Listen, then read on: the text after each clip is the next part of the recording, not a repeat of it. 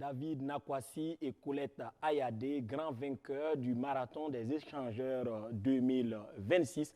Et puis le Burkina Faso, vainqueur du FIPO, le Festival international de pétanque de Ouagadougou, le Burkina qui succède au Bénin à cette compétition. Vous aurez également des nouvelles de la Coupe du Monde avec ce 9 sur 10 du continent africain à ce mondial 2026. Bonsoir amis sportifs et merci de nous recevoir pour ce dernier numéro Sport Time du mois de juin. Avec moi, le consultant maison maintenant, on peut le dire, Saïdou Ismaël Ganamé. Ganamé, bonsoir. Bonsoir, bonsoir à tous les téléspectateurs et téléspectatrices de BF1. Nous serons trois pour ce magazine et pour connaître l'identité de ce deuxième invité. Ce sera juste après cet élément.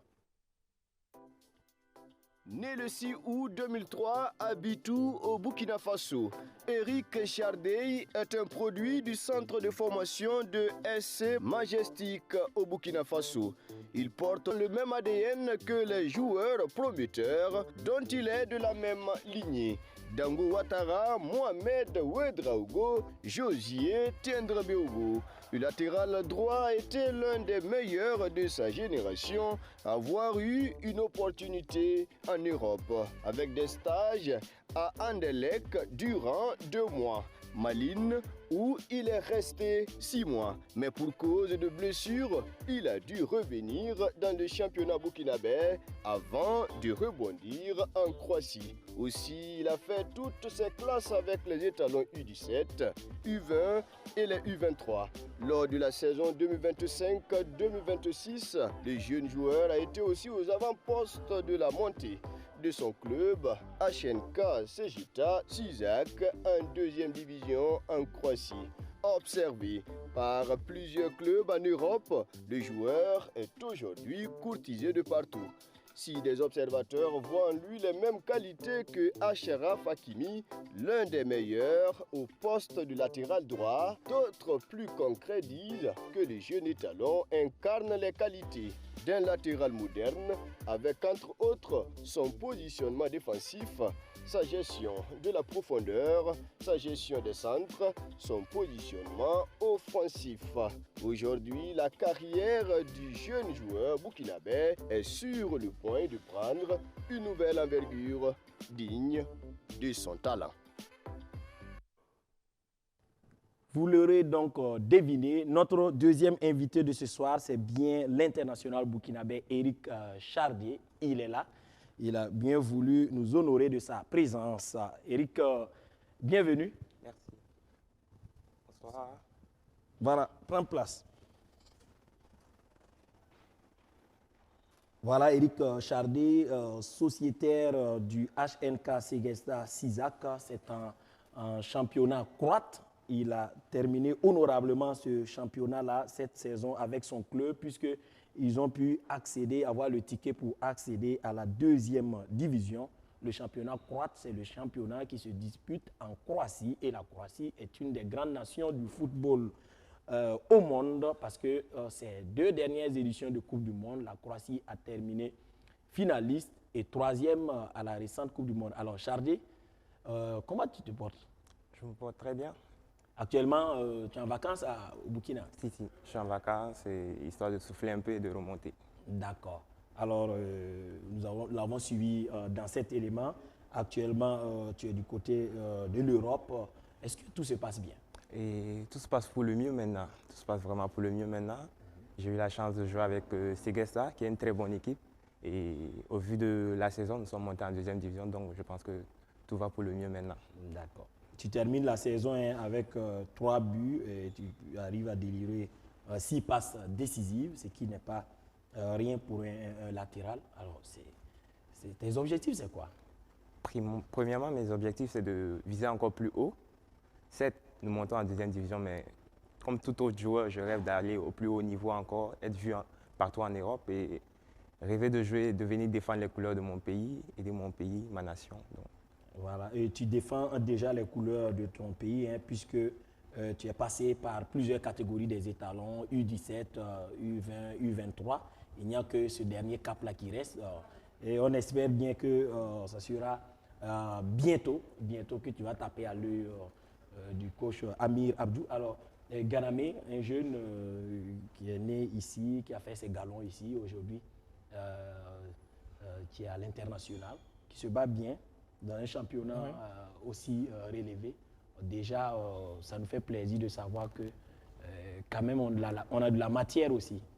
Oui, ça fait énormément plaisir parce que sa trajectoire n'a pas été des plus simples. Hein, parce que quand on parle de deuxième division, de troisième division, on se demandera pourquoi est-ce qu'il se retrouve à ce niveau de la compétition. Mais dans l'élément, ça a été présenté comme quoi il a été victime de blessures au début de sa carrière.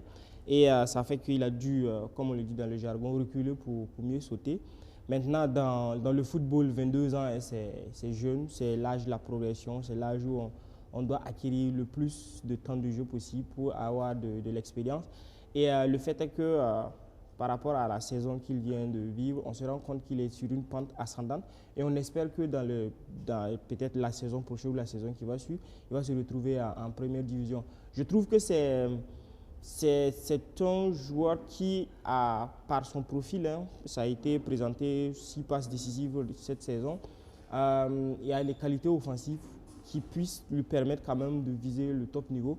Mais pour le moment, on dira que c'est la phase de progression qui est en train de commencer. Parce que quand on a eu sa chance de passer en Belgique et autres, et qu'on se retrouve en Croatie, d'aucuns diront que c'est une régression. Mais dans le football, bon, Luis Enrique a dit que dans le football, on n'échoue pas. Sauf celui qui ne se lève pas le matin qui pense qu'il a échoué. Donc, il a su reculer pour mieux sauter. Et maintenant, on pense que la trajectoire est sur une phase ascendante et qu'il va atteindre ses objectifs, comme il a dit. Alors, Charlie, toi, tu as eu à disputer la CAN Junior. C'était avec Oscar Barrow et Amadou Sampo du côté de la Mauritanie. Ensuite, tu as pu suivre aussi tes aînés disputer les CAN Seniors. Pour cette année, de loin, tu suivais la CAN au Maroc. Je me suis dit que ça doit être avec un pincement au cœur quand même, la sortie précoce du Burkina. Ouais, c'est avec un pincement au cœur que j'ai vu nos grands frères se faire éliminer. Mais moi, je mettrais ça comme c'est de l'apprentissage. On ne finit jamais d'apprendre avec nous. On ne finit jamais d'apprendre. Et c'est petit à petit, et surtout avec le nouveau coach. Avec notre nouveau coach, je me dis qu'avec ses idées, avec la touche qu'il va apporter, la mayonnaise va finir par prendre et petit à petit, on va atteindre le sommet. Justement, avec le nouveau coach pour cette fenêtre FIFA, le dernier match contre la Biélorussie, le Burkina a fait amende honorable pour pouvoir remonter 2 buts. Comment tu les as trouvés? Excellent. Au début, avec 2 buts encaissés, c'était un peu plus compliqué, mais j'étais fier de voir nos grands frères revenir au score. Donc, c'était vraiment une fierté pour moi de voir ça. Et je trouve que nous jugeons beaucoup nos grands frères, mais je me dis que petit à petit, ils vont vraiment montrer ce que le football burkinabé vraiment attend d'eux. D'accord.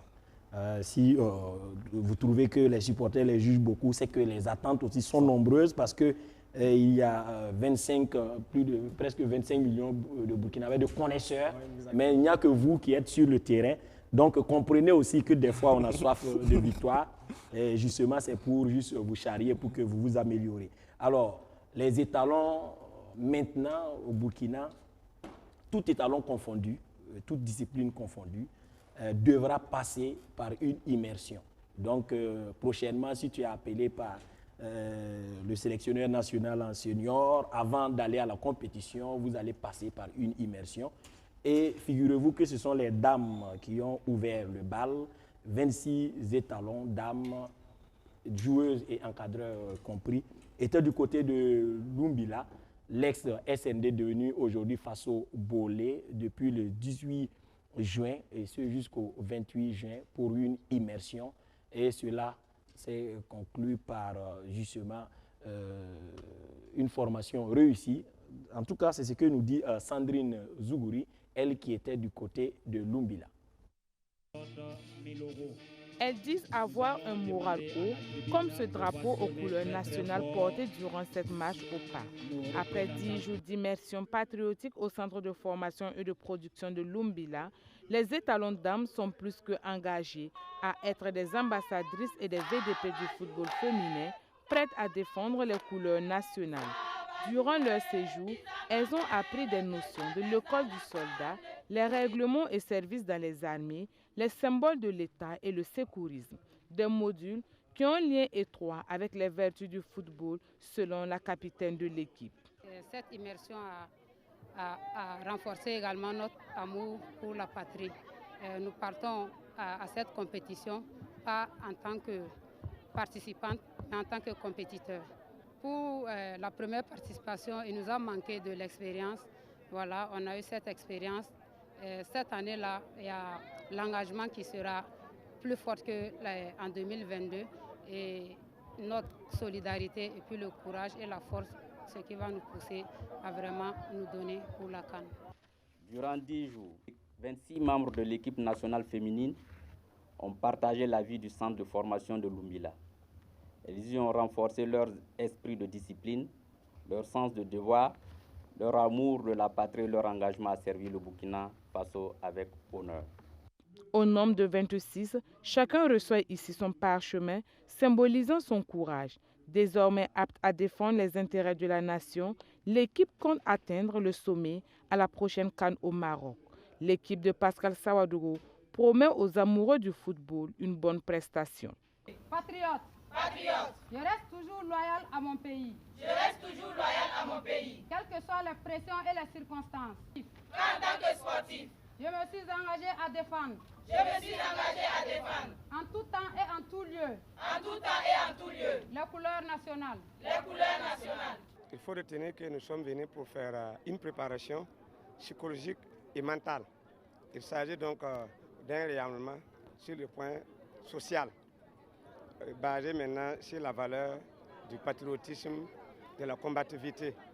Comme j'aime dire souvent, on ne forme pas seulement des joueuses, nous formons aussi des femmes burkinabés extempiées de la marque du RPP, des filles engagées qui portent l'espoir de 25 millions d'habitants. Et pour cette CAN, je pense que toute équipe qui va nous croiser va sentir une équipe plus soudée, plus combative. À l'image du défilé, nous allons nous déployer sur le terrain comme un seul homme, debout pour la nation. Cette immersion patriotique s'inscrit dans la vision du gouvernement. L'idée est de contribuer à la construction d'un sportif discipliné, résilient, responsable et engagé, dira la ministre chargée des Sports. Camarades, le sport constitue une véritable école de formation humaine. Au-delà des performances sportives, il enseigne la rigueur, le respect des règles, la persévérance et l'esprit d'équipe. Cette immersion patriotique vise donc à renforcer ces qualités chez nos athlètes, nos étalons d'âme, afin de consolider, de contribuer à la construction d'un sportif discipliné, résilient, responsable et engagé. Cette immersion patriotique au service national pour le développement va s'étendre à l'ensemble des étalons, toutes catégories et toutes disciplines sportives confondues. Les étalons d'âme constituent la première cohorte de cette immersion patriotique. Selon la ministre des Sports, cette démarche permettra de bâtir une jeunesse consciente, patriote et responsable, prête à relever les défis, surtout dans un contexte de crise sécuritaire.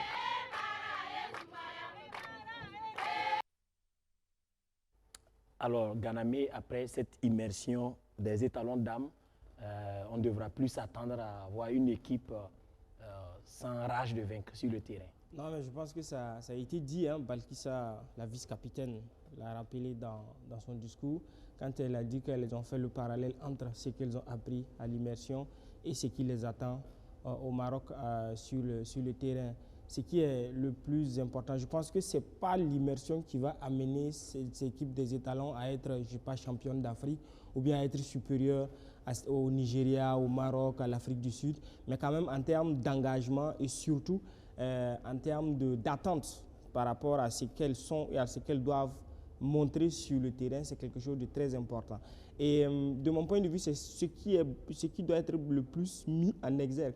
Parce que l'immersion, c'est quelque chose qui les renvoie à ce qui est le plus important pour le Burkina Faso, le patriotisme, le civisme, l'engagement, le don de soi, mais ça ne remplace pas les schémas du jeu, ça ne remplace pas les tactiques mises en place par les entraîneurs, ça ne remplace pas le vécu, encore moins l'expérience. C'est vrai que dans cette Coupe d'Afrique des Nations, il y a des équipes qui sont à des années-lumière en termes d'expérience et de vécu dans la compétition, mais de ce qu'elles ont dit et de ce qu'elles ont appris. En termes d'engagement, on ne verra pas une équipe des étalons qui baisse les bras. En termes de don de soi sur le terrain, on ne le verra pas baisser les bras. Et ça a été dit, même si l'adversaire se montre supérieur à nous, en termes d'engagement et de don de soi, on répondra présent. Et c'est ce qui est le plus important de mon point de vue à retenir de cette immersion. Et on n'aura pas aussi des joueurs qui vont demander à bivouaquer, même si c'est un 31 en pleine compétition. Exactement. Alors, déjà, Chardé, tu vois, tu as une idée de ce qui vous attend. Ça va, tu es prêt pour le combat? Toujours. Quand on parle de nation, nous sommes toujours prêts. Et c'est pour rebondir, et comme monsieur l'a dit, et moi je pense plus que ça va renforcer les liens. Parce que c'est vrai que le football, ça parle de tactique, ça parle de technique, ça parle individuel, mais ça va renforcer beaucoup plus les liens. Ce qu'ils vont vivre là-bas au quotidien va renforcer les liens et ça va les permettre de se donner à fond sur le terrain, joueur, pour que ce soit le pays qui gagne en fin de compte. En tout cas, ça a été 10 jours sans téléphone. C'est la même famille, vous êtes embarqués dans le même bateau. Des fois aussi, vivre sans téléphone, ça fait du bien, n'est-ce pas? Ça fait du bien. Non, mais je pense que pour ce qui est de cette fois-ci, l'importance qu'on accorde à la participation des étalons d'âme à la Coupe d'Afrique des Nations, je pense que ça les galvanise. Parce que si on se rappelle de leur première participation, en termes d'écho déjà, on n'en avait pas, surtout en termes d'investissement, même organisationnel ou même financier, ce n'était pas pareil. Mais cette fois-ci, on se rend compte que déjà, elles ont participé à des matchs amicaux déjà en mars, et tout de suite en juin, en mai, elles en ont joué. Et là, on les met dans une situation où elles puissent se permettre, elles puissent acquérir beaucoup plus de cohésion sociale, comme ça a été souligné. Et je trouve que c'est très important, c'est de les mettre en exergue. C'est peut-être un coup de pression vis-à-vis de leur participation à la Coupe d'Afrique des Nations, mais ça quand même, ça les envoie un message, vous comptez pour nous, vous avez le soutien du peuple et vous devez mouiller le maillot pour les étalons. On ne vous demande pas d'aller remporter le trophée, mais quand même de nous amener de bons résultats, que ce soit sur le terrain ou même en termes d'état d'esprit. Si nous sommes avec Éric Chardier, qui est passé par le Majestic Sporting Club avant de s'envoler pour l'Europe, nous allons parler aussi de la carrière d'un de ses aînés. Lui, il est passé par Salitas et aujourd'hui, il fait la fierté du Burkina Faso. Il est du côté d'Allemagne, au Bayer Leverkusen. Habitué ces dernières années à disputer la Ligue des Champions, le Bayer Leverkusen devra disputer l'Europa League parce que l'équipe a terminé 6e de la Bundesliga et en Ligue des Champions aussi. C'est un parcours qui a été stoppé par Arsenal en 8e de finale. Madi Zongo revient sur la saison de Edmond Tapsoba au Bayer Leverkusen. À la fin de la saison 2025-2026, le Bayer Leverkusen s'est classé 6e du championnat allemand avec 59 points. Après les 34 journées, les Rouges et Noirs ont enregistré 17 victoires, 8 nuls et 9 défaites pour 68 buts et encaissé 47. Classé 2e lors de la saison 2024-2025, ce résultat peut être perçu comme une contre-performance, même si Edmond Tapsoba relativise. Je peux dire que individuellement, je dirais assez bien parce que c'est la seule saison où j'ai pu marquer 5 buts et dribbler quelque part décisif. Mais collectivement, on n'a pas pu atteindre notre objectif qui était la qualification pour la Ligue des Champions. Je dirais que c'est une saison aboutie, vu le début de saison difficile qu'on a traversé avec le changement d'entraîneur et tout. Mais en grande grâce à Dieu, on a pu se qualifier pour les compétitions européennes qui est la Ligue Europa. Malgré les nombreuses sollicitations par des clubs plus réputés, le défenseur central burkinabé a choisi de rester en Rhénanie du Nord-Westphalie. Il a choisi de s'inscrire dans la durée avec un nouveau contrat qui court jusqu'en 2031. Oui, je dirais mis sur la durée aussi sur le long terme, un projet que le club a longtemps discuté avec moi, pas côté sportivement, mais en dehors du côté sportif. Mais comme je dis toujours, vous avez l'occasion de voir de quoi il est question, parce que moi je me dis que aujourd'hui je joue à Leverkusen, mais il faut penser à nos petits frères aussi qui sont là. Donc c'est un contrat à long terme qui va bénéficier à mes petits frères aussi. Avec les étalons, Zak Soba reste ambitieux.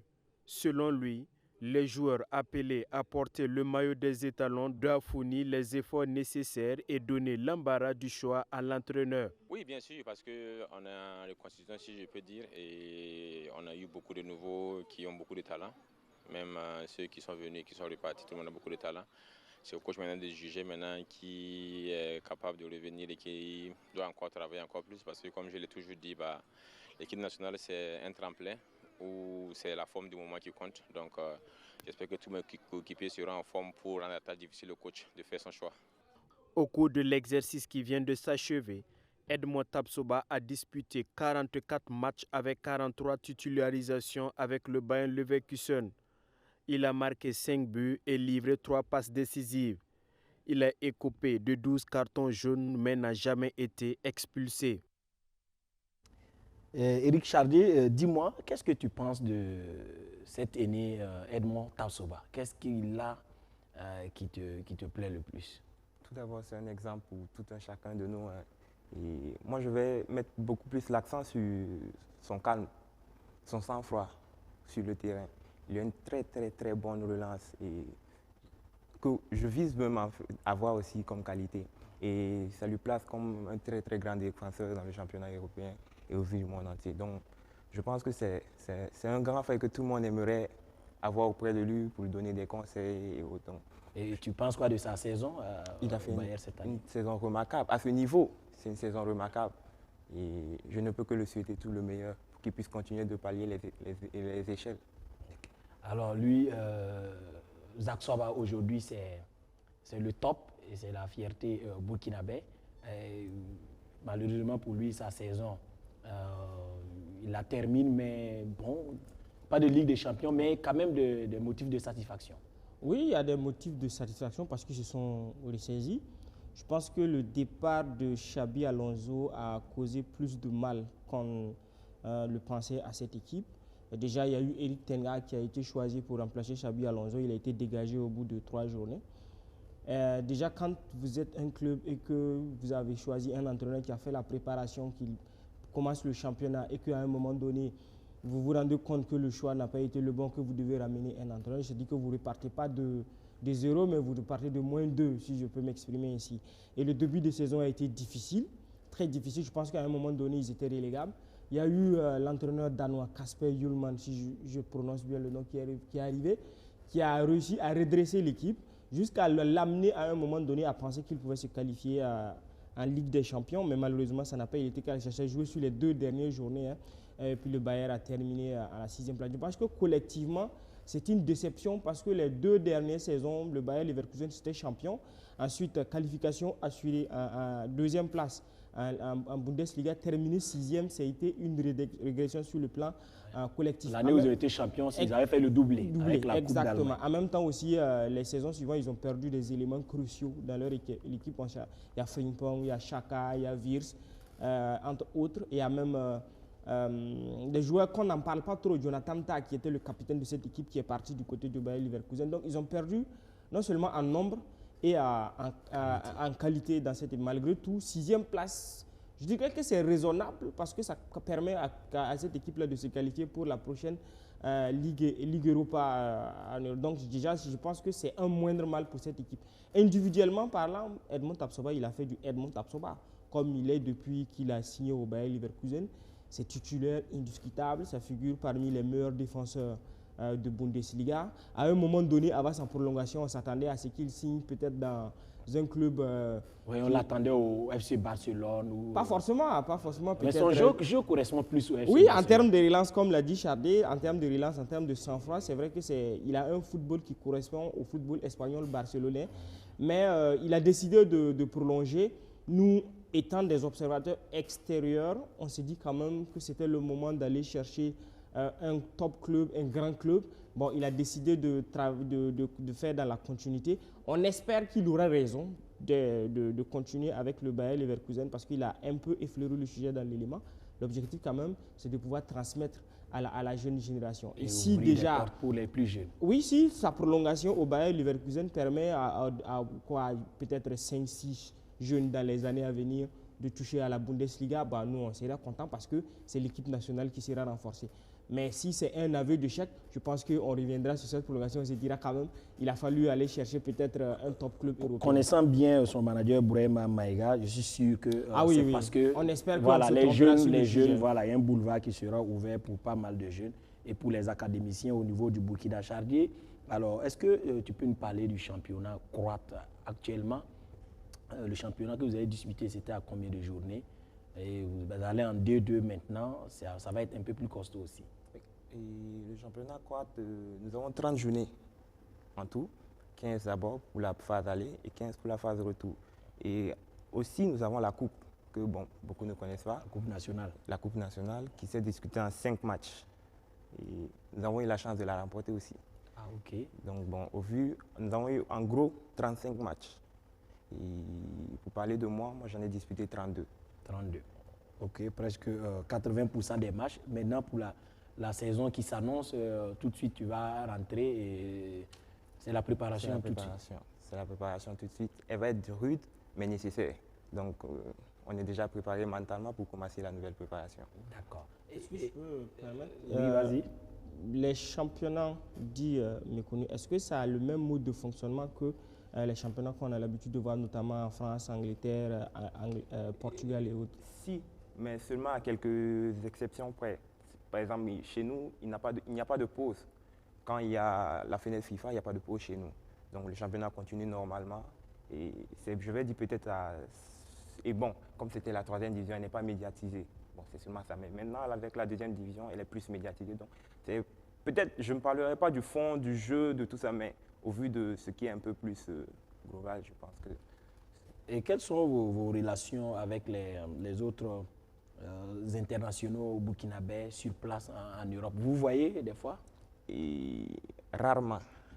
Bon, vu, comme je vous l'ai dit, chez moi, il n'y a pas de temps. Je n'ai même pas le temps pour pouvoir voyager, pour voir mes amis et autres. Mais avec le temps, nous allons nous voir. Mais quand nous rentrons, par exemple, nous avons le temps de passer beaucoup de temps ensemble, de discuter des différents championnats, de la carrière. Mais nous restons toujours en contact et par message, par appel.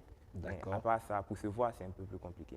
Est-ce que ça a été un regret pour vous de vous retrouver en 3e division croate? Non. Parce que vous avez employé le terme « maintenant, ça va mieux ». Maintenant, ça va mieux parce que c'était difficile, mais ce n'était pas un regret. Parce que je me dis que ça m'a permis de grandir, parce que j'ai acquis beaucoup plus d'expérience, j'ai vécu beaucoup plus de choses qui m'ont permis de grandir, donc ça n'a jamais été un regret pour moi. Et 32 matchs quand même pour terminer à la clé avec une coupe nationale. C'est pas donné. En tout cas, félicitations à toi. Et maintenant, pour arriver au niveau senior, le travail doit continuer, j'imagine. Nous allons parler du marathon des échangeurs. La 8e édition s'est courue hier à travers les rues de la capitale burkinabé. Et à l'arrivée, on avait un trio ghanéen, David Nakwasi chez les hommes et Colette Ayadé du Bénin chez les femmes. C'était l'arrivée hier. Et pour le 10 km, le premier à l'arrivée, c'était Abdoulaye Boli. Aziz Saré nous en dit plus. Au coup de pistolet, la course est lancée.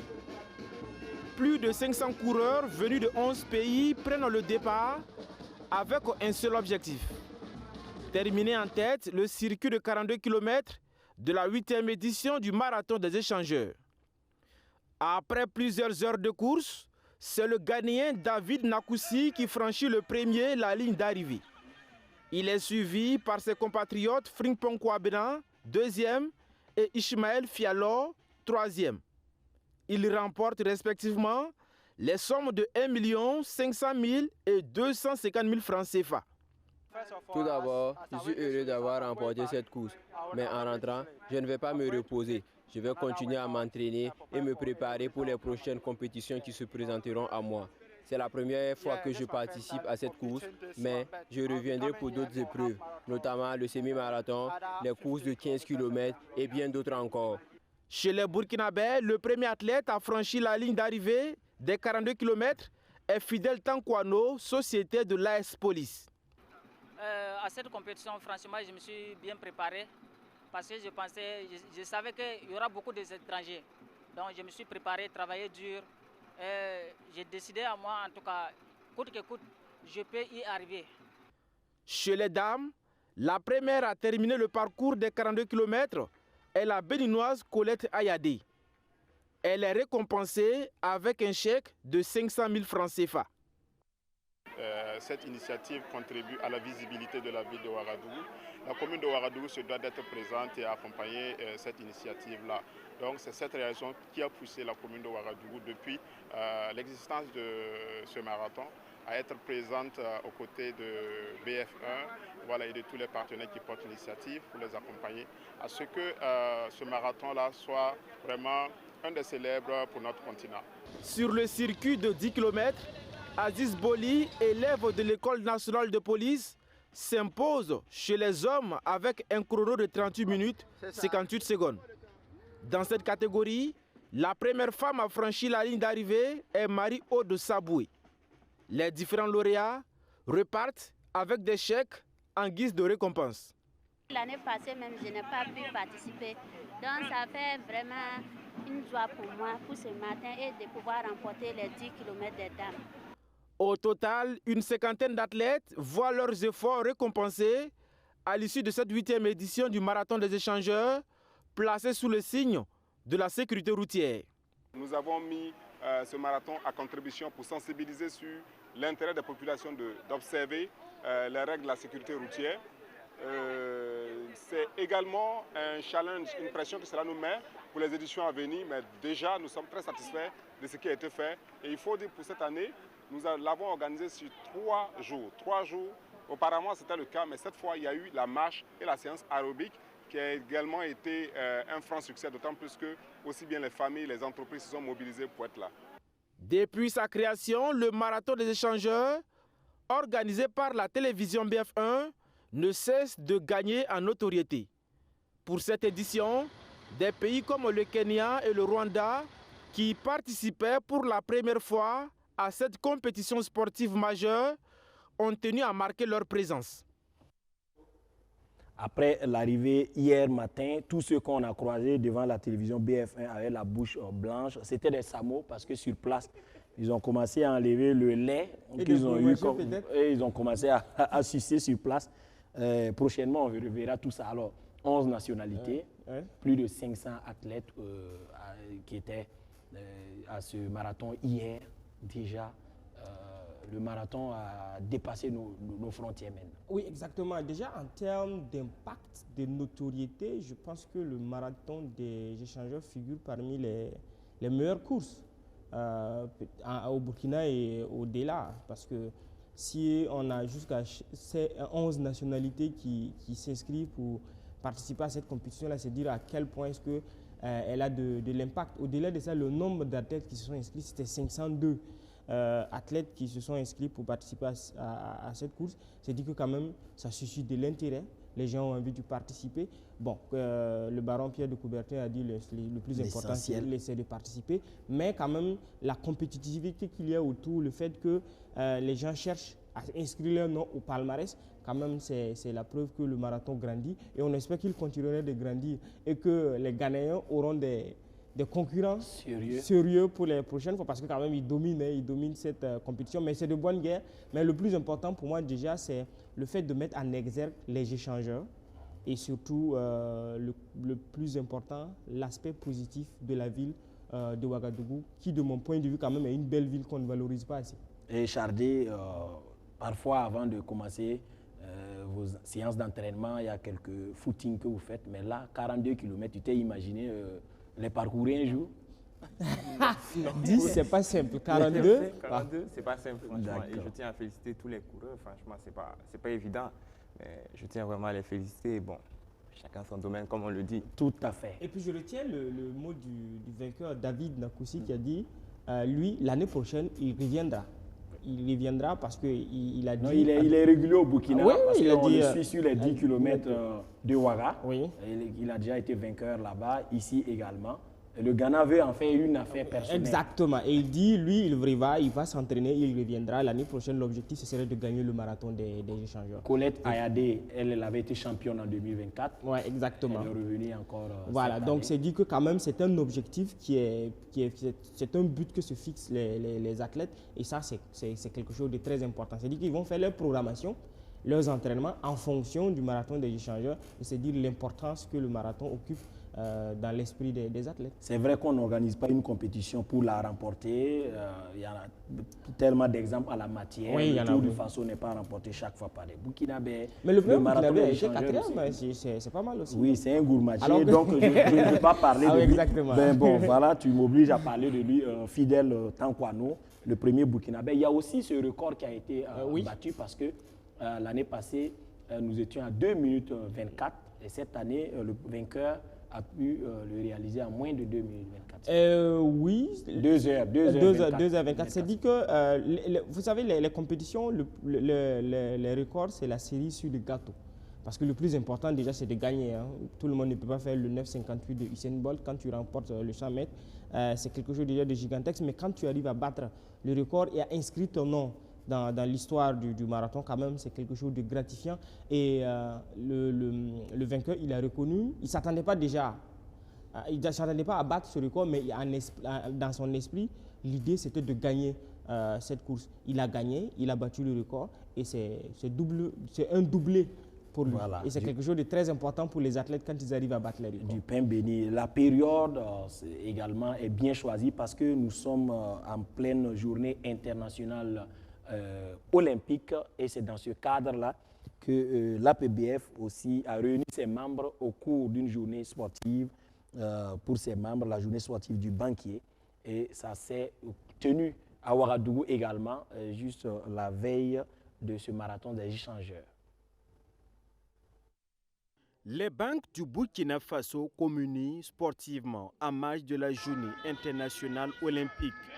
Pour la deuxième fois, elles se sont retrouvées à la faveur de la journée sportive du banquier. Sport et patriotisme est le thème qui a réuni les habituels travailleurs des bureaux et loin des terrains de sport. Pour l'exercice, une marche de 4 km de l'aérobic du Maracana des loisirs attendent les membres de l'APBF. Le thème que nous avons inscrit cette année, c'est sport et patriotisme. L'idée pour nous, c'est de construire un système bancaire solide, un système bancaire où tous les agents des banques se côtoient, échangent ensemble et travaillent en synergie pour le bonheur des populations du Burkina Faso, mais pour le bien-être de tous les Burkinabés. L'édition 2026 s'est voulue inclusive avec un clin d'œil fait aux personnes vivant avec un handicap avec du handisport. Alors, je suis un parrain vraiment satisfait, surtout de la mobilisation des collaborateurs pour cette journée. Satisfait aussi auprès de l'APB à travers son président pour la mobilisation et l'organisation de cette journée sportive du banquier. Je vais demander à ChatGPT pour me donner le résultat des calories brûlées, mais j'en ai fait suffisamment par rapport à mon rythme habituel. Je crois que j'ai dépassé et ça doit être la même chose pour l'ensemble des participants à cette journée. L'intérêt de cette activité, c'est de démontrer la cohésion dans le système bancaire burkinabé, de montrer qu'ensemble on peut faire beaucoup de choses. C'est également inciter nos collègues, nos collaborateurs, nos invités, nos partenaires à faire du sport, parce que le sport est important pour le corps, pour l'esprit. En plus de la Coupe APBF mise en jeu chaque année depuis bientôt une décennie, la fêtière des banques du Burkina implique tous ses membres à travers cette journée sportive.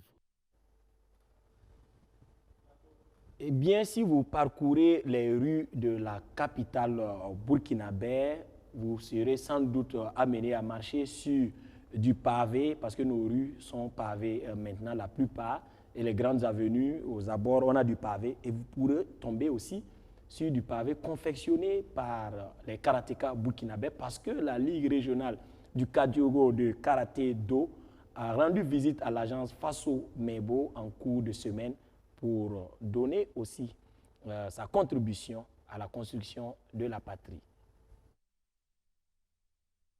Le siège de l'agence Faso Mebo revêtu d'une tenue inhabituelle en kimono. Chose assez rare pour être soulignée, c'était certainement sans compter sur la mobilisation de la Ligue du Kadiogo de karaté-do conduite par son président Maître Herman Ouedraogo. La Ligue régionale de karaté-do est sortie massivement ce matin pour répondre à l'appel des premières autorités de ce pays, qui est de soutenir le développement lancé par nos autorités. En effet, les karatékas de la région du Kadiogo n'ont pas manqué le rendez-vous de la mobilisation. En se rendant au siège de l'agence Faso Mebo, ils ne sont pas venus les mains vides. Mieux, ils ont aussi décidé d'aller plus loin que les dons. Ce matin, le don se compose de deux parties. D'abord, il y a la partie matérielle qui est composée essentiellement de brouettes, de pelles, de truelles, de gants. Et la deuxième contribution, elle est physique. C'est comme je le dis, la Ligue régionale du karaté est composée de beaucoup de jeunes dont on est sorti massivement pour travailler. Outre le don, les karatékas ont aussi contribué à la tâche du jour. De karatéka à volontaire à Faso Mebo, c'est le pas que n'a pas hésité à franchir Alisha Sawadogo. Je me sens très bien ici à Faso Mebo. On est venu pour aider le pays dans la construction à travers le karaté, parce que le karaté c'est aussi un art martial de discipline. C'est à travers cela qu'on est venu ici pour donner notre soutien dans la construction du pays. Je suis en train de déposer les moules qui vont servir à la confection des pavés. Et puis derrière moi, ils sont en train de suer les moules là avec de l'huile. Et moi, je suis en train de déposer les moules là pour la confection des pavés. Pour le directeur technique national Maître Corneille Maré, l'initiative de la Ligue régionale rentre en droite ligne de la vision du karaté-do. Effectivement, le karaté-do est une discipline qui contribue au développement de tout pays. Et il est de bon temps que nous puissions donc répondre à l'initiative présidentielle qui est donc de contribuer à la construction du pays Faso Mebo. Et c'est dans ce cadre que ce matin, donc, près de 400 athlètes, 400 compétiteurs sont donc mobilisés pour pouvoir accompagner cette initiative. Donc pour nous, ça rentre directement en droite ligne avec la vision du karaté-do. Avec les nouvelles pelles, truelles, brouettes et gants, l'agence Faso Mebo va renforcer ses capacités opérationnelles. Les karatékas, pour leur part, se disent satisfaits et fiers de répondre ainsi à l'appel de l'initiative présidentielle.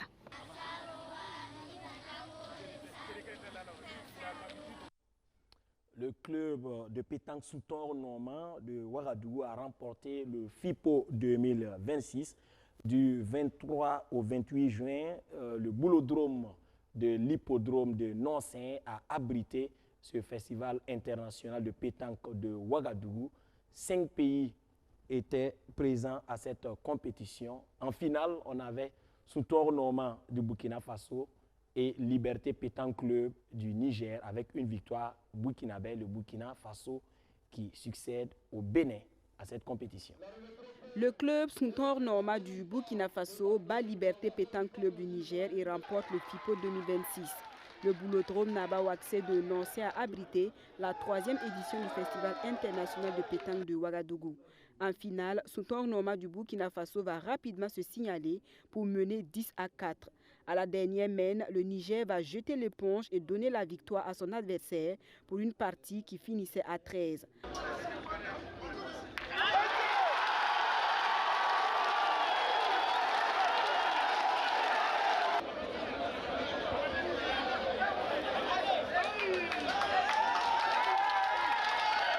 L'ensemble des adversaires qui sont venus pour compétir cette compétition, on a la Côte d'Ivoire, le Niger, le Bénin et le Togo.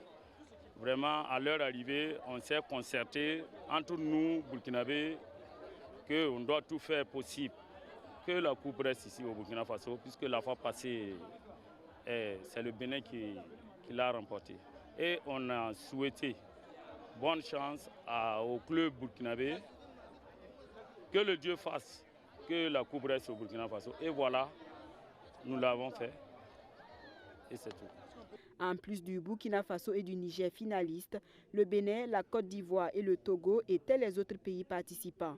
Je peux dire que c'est une réussite parce que vu ces 13 pays qui étaient annoncés, mais on a eu 6 pays qui sont venus partager leur amitié avec le Burkina Faso et que je trouve que c'est très intéressant, c'est très honorable. Parce que le FIPO, c'est très honorable pour le FIPO et pour le Burkina. Donc je me dis que c'est le Burkina qui gagne et je salue tout le monde. Le 3e FIPO a connu la présence d'un expert de la Confédération africaine de pétanque qui apprécie ce rendez-vous de boulistes de l'Afrique de l'Ouest. C'est ma première expérience ici car j'ai officié le championnat d'Afrique Nouakchott 2025 et officié le championnat d'Afrique zone 2 à Abidjan le mois dernier. C'est la troisième fois que j'officie à une compétition internationale. Je félicite premièrement le promoteur, je félicite la Fédération burkinabé de pétanque de cette très belle organisation. Vraiment de ce bolodrome, surtout de ce bolodrome, il est très magnifique. Le Festival international de pétanque de Ouagadougou compte s'ouvrir à d'autres pays du continent africain, à ceux de l'Europe, de l'Amérique et de l'Asie, à la 4e édition. Page Coupe du Monde, les 16e de finale ont débuté il y a 2 jours et l'Afrique du Sud a perdu contre le Canada.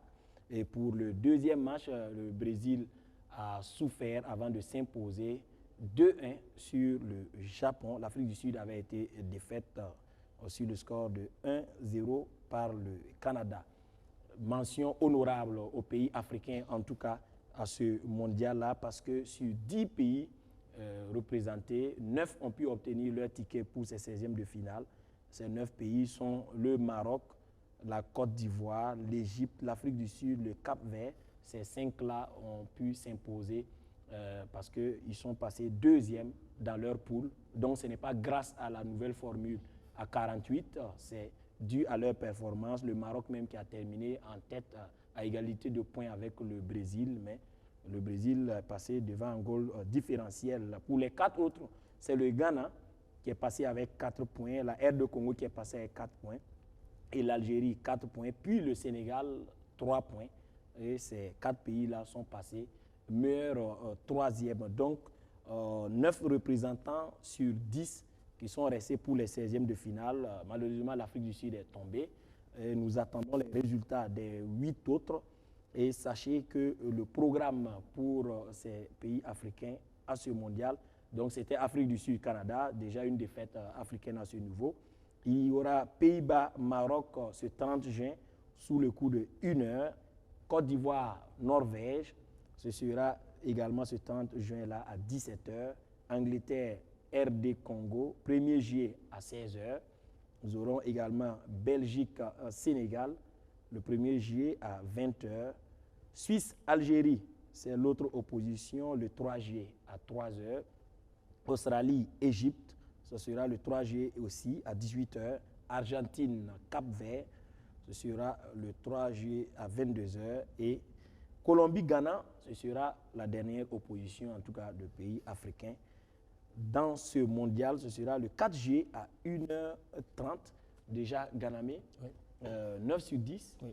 Ce n'était pas gagné d'avance. Ah ouais, il aurait fallu que la Tunisie ne se qualifie pas pour la Coupe du Monde pour qu'on fasse du 10 sur 10. Hein, parce que déjà, à l'orée de cette Coupe du Monde, le fait d'avoir les 3e meilleurs, on se disait quand même qu'on aurait pas mal de pays africains qui allaient se qualifier pour le tour suivant.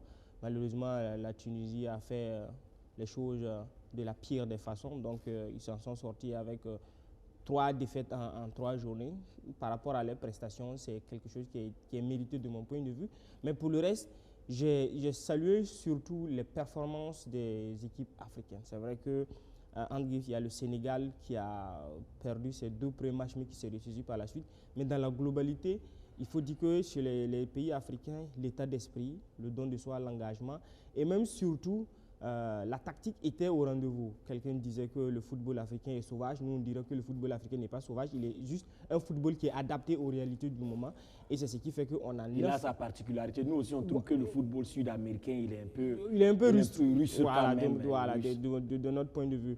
Mais il a sa particularité, mais c'est un football qui a réussi à s'adapter. Parce que vous avez dit, le Maroc qui arrive à sortir de cette poule-là en étant 2e, juste par rapport au goal différentiel, on a suivi l'Égypte qui a réussi de belles performances, le Cap-Vert qui, malgré la petitesse de cette équipe ou bien l'inexpérience de cette équipe, a réussi à sortir de belles performances.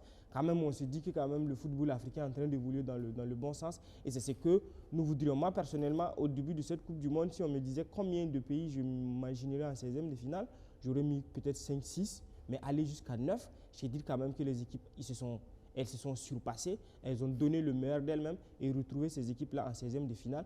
Quand même, il faut saluer la performance et dire quand même que les équipes africaines, elles sont en train de montrer ce qu'elles sont capables de faire au meilleur moment. Et ça valide en fait le choix d'élargir cette Coupe du Monde à 48. D'aucuns disaient que 48 équipes, c'est beaucoup trop. En tout cas, mais quand même 48, ça montre que quand même, malgré tout, il y a de la qualité. Chapeau bas aux équipes africaines. Le Cap-Vert qui n'était pas à la CAN, mais qui est au mondial. Le Ghana aussi. Qui n'a pas perdu de match. Oui. Et le Sénégal, champion d'Afrique, qui a perdu deux matchs, qui est passé juste meilleur troisième.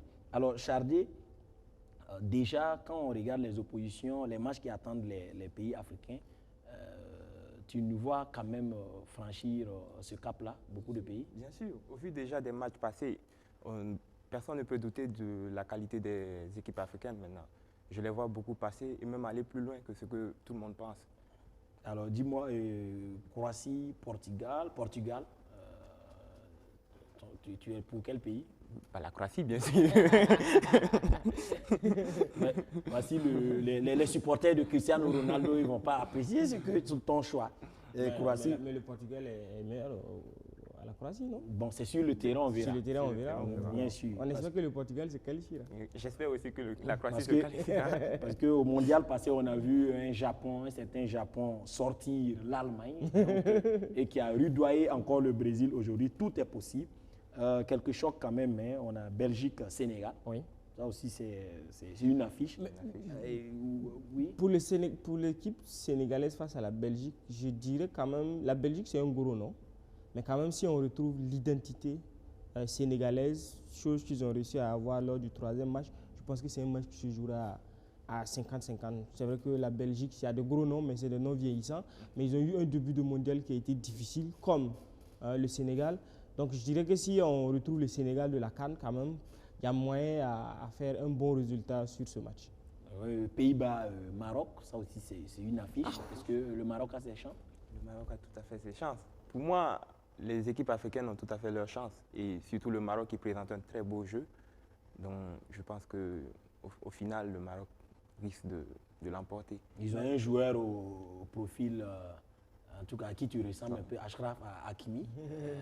Il a bien porté son équipe, on l'a vu, pour ce troisième match de poule. Oui, les Pays-Bas se plaignent comme quoi le Maroc arrache les pépites. Parce que si vous regardez l'équipe marocaine, il y a au moins 3-4 joueurs qui avaient été convoités à un moment donné par les Pays-Bas qui ont choisi le Maroc. Il y a Saïbari qui a reçu une très belle Coupe du Monde depuis le début de sa compétition. Donc ils disent qu'en fait, il y a le Maroc ship les pépites aux Pays-Bas pour renforcer leur équipe. Bon, en même temps, de l'autre côté, on peut dire aussi que la politique sportive marocaine est tellement bien ficelée, tellement bien organisée, que les binationaux choisissent cette équipe-là librement en se disant que chaque 4 ans, je participerai à une Coupe du Monde, je participerai à des CAN et que l'objectif, ça sera de gagner. Déjà, le Maroc, pour ce que le Maroc a montré sur les 3 premiers matchs, je ne dis pas que les Pays-Bas sont supérieurs à cette équipe marocaine, mais c'est un 16e de finale. Et c'est les matchs à couper, il y a plusieurs paramètres qui rentrent en ligne de compte et on se dira quand même également que c'est du 50-50, mais en termes de qualité d'effectif, bon, Pays-Bas, c'est vrai que c'est une grosse équipe européenne, mais le Maroc récemment a montré qu'il peut réaliser et qu'il peut rivaliser face aux grandes nations. D'accord. En tout cas, l'émission, le débat était intéressant, on n'a pas vu le temps passer. Merci d'avoir été des nôtres en tout cas pour ce numéro Sport Time. Chardé, on te souhaite en tout cas tout le meilleur une fois de retour à ton club. On espère que cette année aussi vous allez bien conclure et avoir votre ticket pour la première division. Donc bonne chance à toi pour la suite de la carrière. Et on espère te retrouver à une convocation des étalons seniors. Garamé, merci bien d'avoir été sur le plateau. Et nous on se donne rendez-vous lundi pour d'autres actualités sportives. D'ici là, portez-vous bien. Bonsoir.